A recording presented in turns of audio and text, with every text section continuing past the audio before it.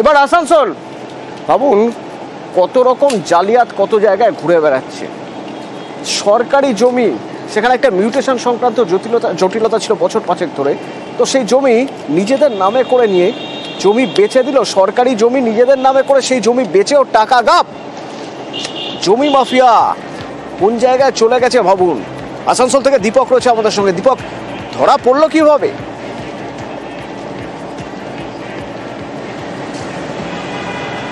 দেখো, একটি পৃথক মামলার তদন্ত করতে গিয়ে পরে এই জমি মাফিয়ার সন্ধান পাওয়া গেছে নীরাজ সিংয়ের, এবং কিভাবে সেই জমির জাল নথি তৈরি করে পরে অপর ব্যক্তিকে বিক্রি করত। পৃথক একটি মামলায় গোটা বিষয়টি সামনে এসেছে। তাতেই চক্ষু চরকগাছ হীরাপুর থানার পুলিশ থেকে গোটা নরসিংবান্ধ এলাকার মৌজার বাসিন্দাদের 1976 সালের পর থেকে এই জমিতে মিউটেশন হচ্ছে না নরসিংবান্ধ মৌজার।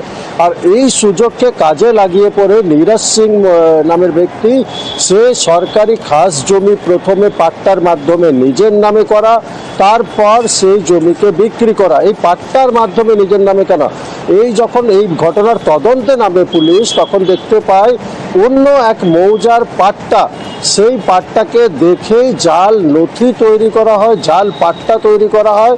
তারপর এক নরসিংবান্ধ মৌজার একের পর এক সরকারি জমিতে সেই পাট্টার মাধ্যমে জাল নথি তৈরি করে পরে সেই জমি বিক্রি করে দেওয়া হতো।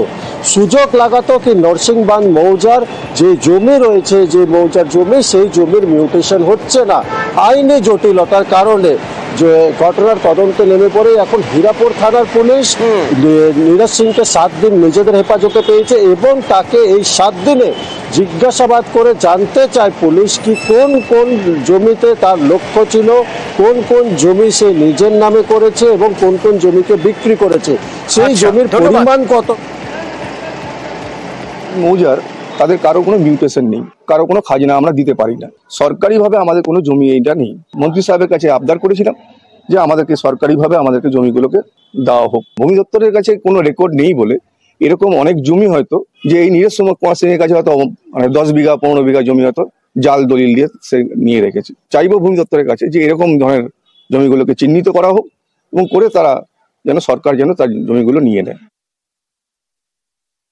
এই যে 2022 সালে যে দানপত্র যেটা দেখানো হচ্ছে, যে যখন এলো যার নামটা 2022 সালে, 2016 সালে মিউটেশনটা কিভাবে হলো, এটাতে হীরাপুর থানা তখন তদন্ত শুরু করলো। এইটার পেছনে একটা বিরাট চক্র কাজ করছে।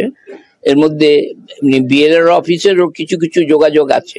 নীরাজ কুমার সিংকে 7 দিনের পুলিশ হেফাজতে নেওয়া।